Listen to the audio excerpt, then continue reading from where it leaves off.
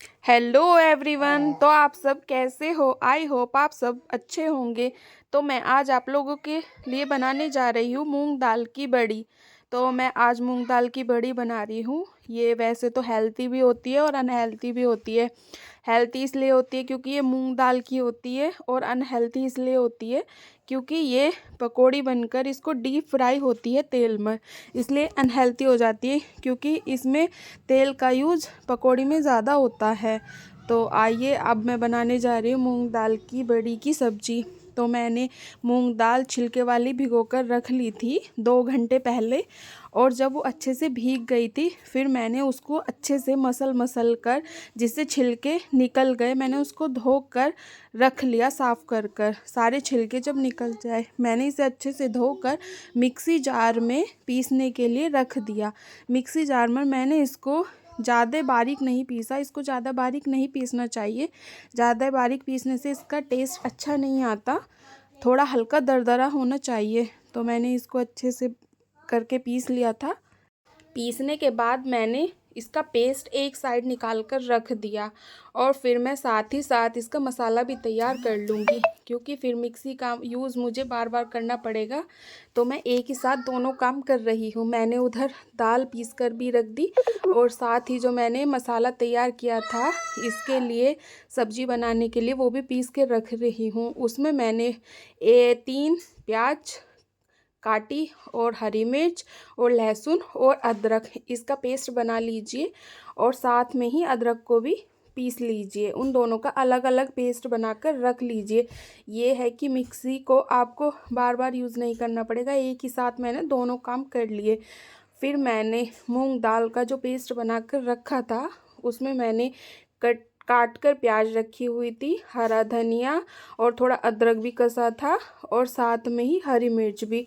जो मैंने सामान काट कर रखा था वो मैं पकौड़ी बनाने के लिए जो मूंग दाल का पेस्ट पिसा हुआ था उसमें मैंने मिक्स कर दी। साथ में ही इसमें मैंने लाल मिर्च और नमक डालकर इसको अच्छे से चला लिया।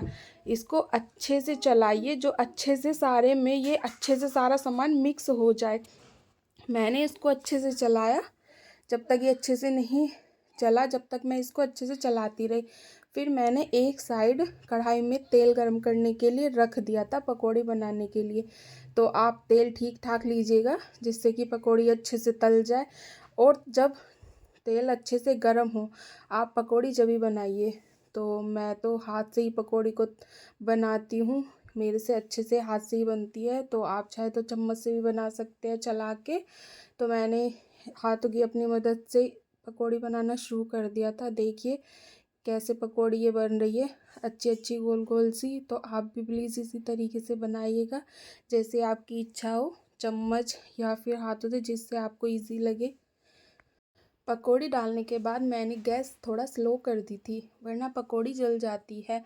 शुरुआत में डालने से पहले मैंने इसका तेल गरम रखा था, ठंडा नहीं था। अगर ठंडा होता तो पकौड़ियाँ ख़राब हो जाती है और इसके दाने दाने से निकल कर बाहर चले जाते हैं। तो जब तो मैं तेज़ गैस थी, और उसके बाद मैंने इसको स्लो कर दिया पकौड़ी डालने के बाद।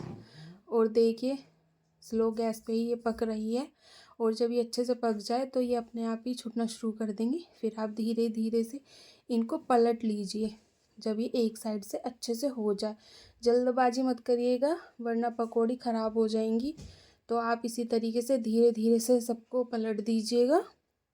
तो मैंने अब इसको पलटना शुरू कर दिया है।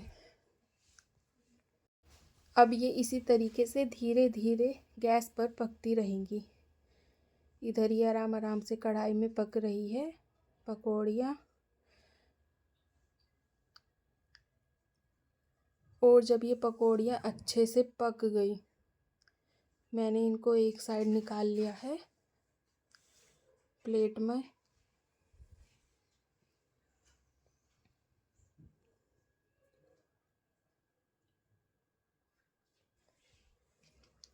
इनको प्लेट में निकालने के बाद फिर मैं और पकौड़ियाँ इसमें डालूँगी।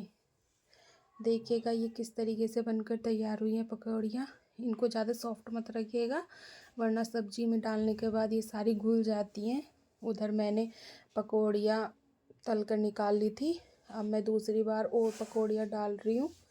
इसी तरीके से आप धीरे कर करके जितना आपके पास मूंग की दाल का पेस्ट है आप पकौड़ियाँ बनाकर तैयार कर लीजिए।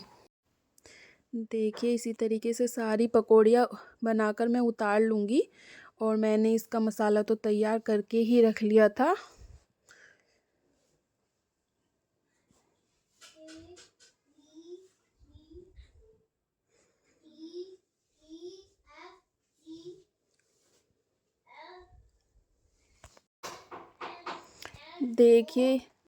देखिए ये भी पकौड़ियाँ बनकर उतर चुकी है।